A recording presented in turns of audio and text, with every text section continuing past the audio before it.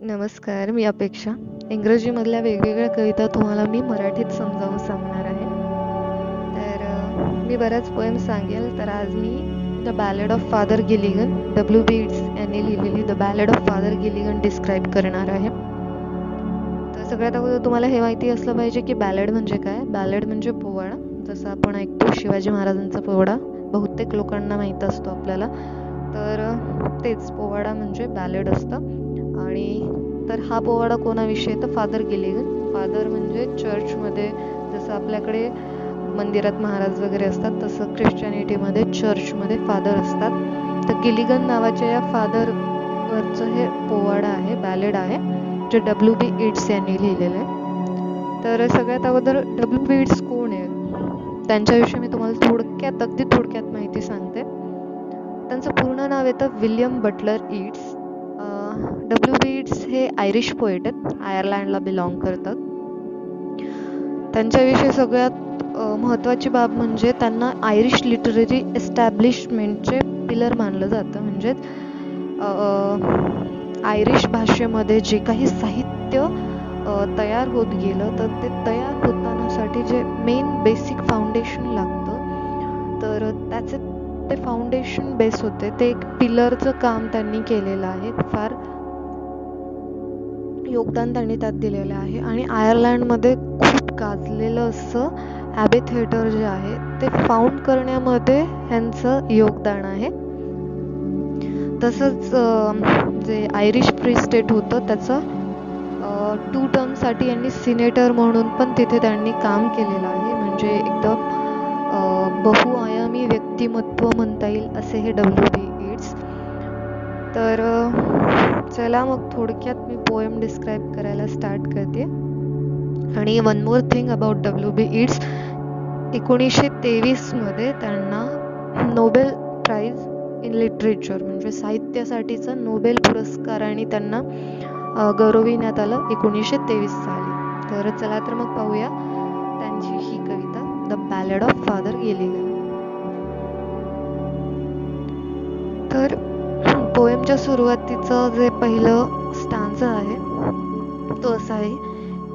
The old priest Peter Gilligan was weary night and day, for half his flock were in their beds or under green sods lay. म्हणजे की जो म्हातारा झालेला धर्मगुरू ज्याचं नाव आहे पीटर गिलिगन, तो खूप दमतोय. दिवस रात्र तो खूप काम करून दमलेला आहे.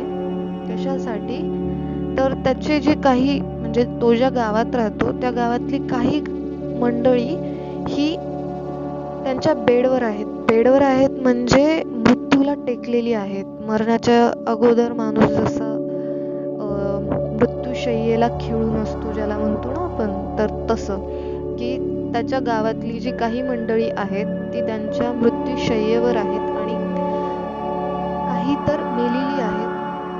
ॲक्च्युली ख्रिश्चन लोकांमध्ये माणूस मेल्यानंतर त्याला पुरलं जातं जमिनीत. तर जमिनीत पुरल्यानंतर आपल्याला माहिती जमिनीवरती छोटे छोटे तण उगवतात. तर ते जे तण उगवलेलं आहे त्या तणाखाली आहेत. म्हणजे काय की काही मृत्यूशय्येवर आहेत, म्हणजे काही मृत्यूला टेकलेली आहेत आणि काहींचा मृत्यू होऊन खूप दिवस उलटलेली आहेत. दुसरा stanza. Once while he nodded on a chair at the moth hour of eve, another poor man sent for him and he began to grieve. त्याच्यानंतर काय झालं, एके दिवशी तो खूप दमलेला आणि दमल्यानंतर तो खुर्चीवरती तो बसलेला आणि तेवढ्यात एक मॉथ म्हणजे युजली कसं असतं ना की त्या काळात टेलिफोन्स असं काही नव्हतं. तर एखाद्या घरात काय झालं म्हणजे लग्न असेल किंवा कोणी मरणाला टेकलं असेल तर हे सगळ्यांना कसं कळणार. तर एक मॉथ म्हणजे एक संदेश पुरवणारा व्यक्ती असायचा आणि त्याला सांगितलं जायचं की आमच्या घरी माणूस म्हणजे मृत्यू होणार आहे त्याचा काही काळात आणि ही बातमी सगळ्यांना सांग. त्यावेळी गावं पण खूप छोटी असायची. तर मग तो जो मॉथ असतो तो सगळ्यांना माहिती पुरवत असतो. आणि तसंच तो पीटर गिलिगन म्हणजे हा जो फादर गिलिगन असतो त्याच्या घरी येतो. सायंकाळच्या वेळी तो त्याच्या घरी येतो आणि सांगतो की म्हणजे तो दुःख व्यक्त करायला लागतो की असं असं माणूस गेलेला आहे हे सांगत तो दुःख व्यक्त करत असतो. त्याच्यानंतर I have no rest nor joy nor peace, for people die and die. And after cried he, God forgive, my body spake, not I. मग पीटर गिलिगन अगदी दमलेला असतो आणि दमलेला असल्यामुळे त्याला जेव्हा कळतं की अजून कोणीतरी मरणार आहे आणि तुम्हाला तिकडे यायचे, तर तो खूप वैतागला जातो, दमलेला आहे आणि परत एक काम येतं तर तो वैतागून बोलतो की मला ना रेस्ट आहे, मला ना आराम आहे, ना माझ्या आयुष्यात कसला आनंद आहे, ना शांती आहे. फक्त माणसं मरत आणि मरत जात आहेत आणि त्यांच्यासाठी मला धावून जावं लागतं. आणि लगेच तो देवाची माफी मागायला लागतो, कारण तो फादर असतो चर्चचा.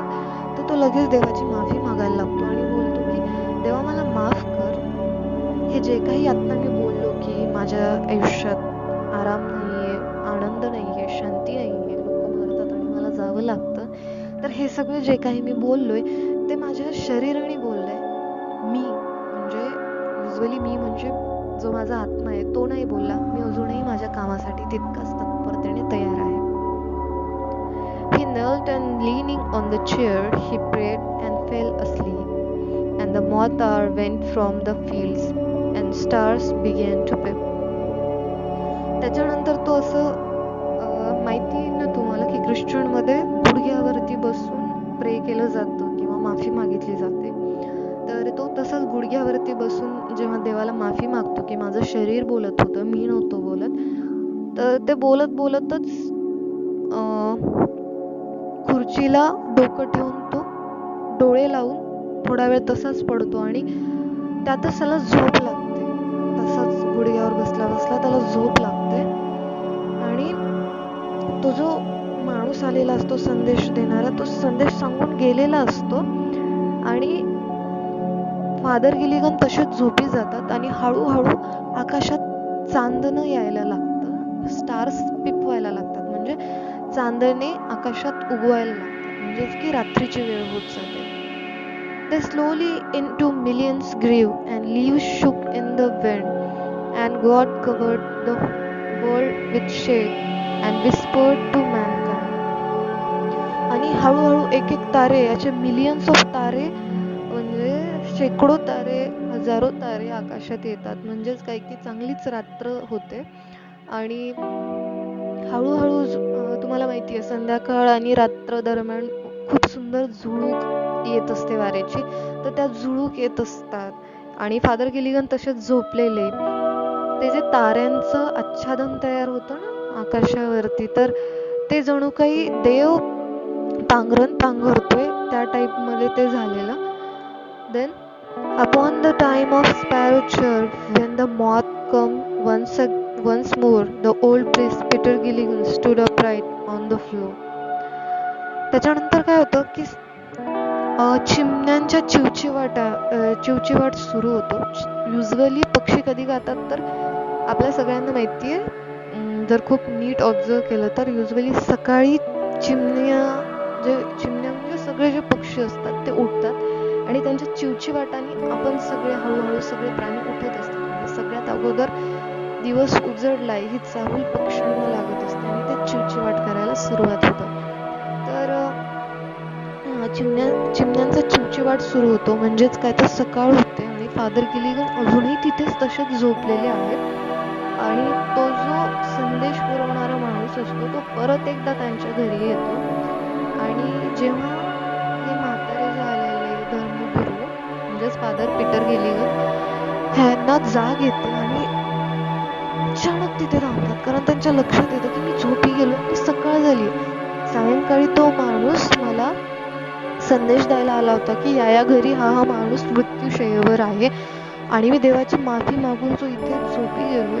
तर सायंकाळ उलटली, रात्र उलटली आणि दिवस म्हणजे पहाट झाली आणि मी आत्ता म्हणजे या धक्क्याने ते सरळ लगेच उभे टाकतात. मॅव्रॉन man has died. While I slept on the chair, he roused his horse out of its sleep and rode with little care. मग फादर गिलिगन यांना खूप मोठा पश्चाताप होत असतो की अरे तो माणूस मेला आणि मी इकडे झोप घेत होतो.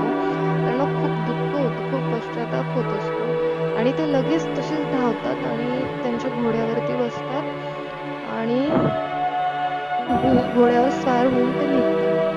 He rode now as he never rode, by rocky lane and plain. The sick man's wife opened the door. Father, you can again. तो नेहमीसारखा घोड्यावर स्वार होऊन निघत नाही तर खूप घाईत निघतो. खडकाळ रस्ते घाईघाईत म्हणजे खूप जोरात जात असतो. खडकाळ रस्ते असतील, पाणथळ जागा असतील, तो काहीच नीट बघत नाही आणि तसाच धावत सुटतो. तो जो मृत्यूशय्येवरती जो माणूस असतो आदल्या रात्री त्याच्या घरी जातो आणि दरवाजा ठोठावतो. तेव्हा त्या माणसाची बायको दरवाजा उघडते आणि बघते की फादर गिलिगन आलेले आहेत आणि ते त्यांना म्हणते की फादर तुम्ही परत आलात. And is the poor man dead? He cried. He died an hour ago. The old priest Peter Gilligan in grief swayed to and fro. जसं ती बोलते की फादर तुम्ही परत आलात का, त्याच्यानंतर तो बोलतो की तो जो माणूस होता जो मरणार होता तो मेला का. त्याच्यानंतर ती बाई बोलते हो 1 तास अगोदरच ते गेले. आणि हे ऐकताच फादर गिलिगन यांना खूप पश्चाताप होतो आणि ते म्हणजे अतोनात यातना होत असतात त्यांना. When you were gone, he turned and died. As merry as a bird, the old priest Peter Gilligan, he knelt him at that word. त्यानंतर ती म्हणते की हां फादर जसे तुम्ही गेलात सगळ्या प्रेज वगैरे करून सगळ्या प्रार्थना वगैरे करून जसे तुम्ही इथून परत गेलात त्याच्यानंतर ते अगदी आनंदाने त्यांनी मृत्यू स्वीकारला. आणि हे सगळं ऐकून फादर गिलिगन परत गुडघ्यावरती बसतात. कारण त्यांना माहित असतं की ते झोपलेले असतात. पण ती बाई असं म्हणत असते की तुम्ही येऊन गेलात. म्हणजे त्या बाईसाठी काय असतं की रात्री जेव्हा त्यांनी संदेश पुरवलेला असतो तेव्हा फादर गिलिगन आले. त्यांनी त्या मरणाऱ्या माणसासाठी वेगवेगळ्या त्यांना देवाचे नामस्मरण करून घेतलं, प्रार्थना म्हणली आणि त्याच्यानंतर जेव्हा फादर गेले तेव्हा त्याच्यानंतर लगेच ते मेले आणि देवाचं नाव घेत मेले. त्याच्यामुळे त्यांना आनंदाने मृत्यू आला असं ती बाई सांगत होती. आणि हे सगळं ऐकून फादर गिलिगन एकदमच गुडघ्यावर बसले. आणि पुढे काय होतं, he who had made the night of stars for souls who tire and bleed sent one of his great angels down to help me in my need. ते असं बोलतात की ज्यांनी हे सगळं आकाश तयार केले, ज्यांनी ही रात्र तयार केली, ज्यांनी ह्या चांदण्या तयार केल्या, ज्याने माझ्या शरीराला थकवलं, खूप दमवलं, तोच माझ्यासाठी मी जेव्हा माझं काम करण्यास असह्य होतो, मी माझं काम करून खूप दमलो होतो, तेव्हा त्याने माझ्यासाठी एक देवदूत पाठवला, एंजल पाठवला मला माझ्या गरजेच्या वेळी मला मदत करण्यासाठी. म्हणजे काय म्हणायचंय की फादर गिलिगन तर तिथेच झोपले होते पण ते इतके दमलेले होते आणि त्यांना त्यांचं काम पण करायचं होतं. अशा द्विधा अवस्थेत त्यांचं शरीर इतकं थकलं होतं की ते जागीच झोपी गेले. पण त्यांची मुळीच इच्छा तशी नव्हती आणि त्यांचा हा प्रामाणिकपणा देवाला खूप आवडला आणि त्यांच्या या प्रामाणिकपणामुळे त्यांच्या या गरजेच्या वेळी देवाने एक देवदूत पाठवला. फादर गिलिगन म्हणून त्या मरणाऱ्या माणसाच्या घरी गेले. त्या सगळ्या प्रार्थना देवाचं नामस्मरण त्याच्या तोंडून करून ते निघून गेले. म्हणजे काय तर त्या माणसालाही आनंदाने मृत्यू आला आणि फादर गिलिगन यांचा जो दमले शरीर होतं त्याला पण थोडं रिलॅक्स फील झालं, त्यांची झोप पण झाली. त्याच्यानंतर he who is wrapped in a purple robes with planet in his care had pity on the least of things asleep upon a chair. त्यानंतर फादर गिलिगन असं म्हणतात की तो जो पर्पल कलरच्या अशा लॉंग ड्रेसमध्ये ज्याला नेहमी त्याच्या गृहांची खूप काळजी असते, ग्रहांवरील त्याच्या सगळ्या माणसांची काळजी असते, त्याने माझ्यासारख्या छोट्या माणसाला जेव्हा त्याला गरज होती तेव्हा त्याच्या गरजेतून त्याला मदत केली. थोडक्यात काय, ही पोएम संपलेली आहे आणि थोडक्यात काय या पोएमचा उद्देश होता की देव जो असतो तो प्रत्येकाला त्यांच्या गरजेच्या वेळी येऊन मदत करत असतो. जर तुम्ही तुमचं काम अगदी प्रामाणिकपणे करत असाल तर देव नेहमी तुम्हाला तुमच्या गरजेच्या वेळी येऊन मदत करत असतो. Actually W.B. येट्स हे रोमॅन्टिसिझम मधले पोएट आहेत आणि रोमॅन्टिसिझममध्ये स्पिरिच्युअल पोएम लिहिणं इट्स अ ग्रेट थिंग आणि ती ह्यांनी लिहिली. त्यातून खूप सुंदर बोध मिळतो. तुम्ही तुमचं काम अगदी प्रामाणिकपणे करत राहा. जेव्हा कधी तुम्हाला गरज पडेल तेव्हा पुन्हा ना पुन्हा देवासारखी माणसं तुम्हाला येऊन मदत करत असतात. तर अशी ही पोएम होती, the ballad of Father Gilligan, return